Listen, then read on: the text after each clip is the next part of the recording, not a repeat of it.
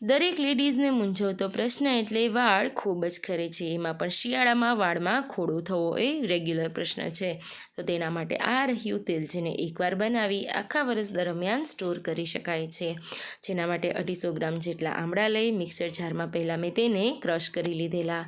જેટલા આમળા હોય તેનું મેં અહીંયા ડબલ કોપરેલ તેલ લીધેલ છે. કોપરેલ તેલ ઉમેરાઈ જાય ત્યારબાદ હું તેમાં 100 ગ્રામ જેટલું એરંડિયું અને 100 ગ્રામ જેટલું તલનું તેલ લઈશ. તલનું તેલ ગરમ હોય છે એટલે નોર્મલી આપણે 500 ગ્રામ સામે 100 ગ્રામ જ લઈશું. અને 50 ગ્રામ જેટલું મેં અહીંયા બદામનું તેલ લીધેલું. બદામનું તેલ ના હોય તો 8થી 10 બદામ પણ ક્રશ કરીને ઉમેરી શકાય.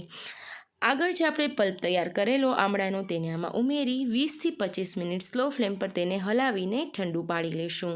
ખૂબ જ સરસ રીતના આમળા કડક થઈ ગયેલા તો ગાળીને આપણું આમળાનું તેલ તૈયાર છે. લાસ્ટમાં હું વિટામિન ઈની કેપ્સ્યુલ્સ ઉમેરી. તો તૈયાર છે આપણું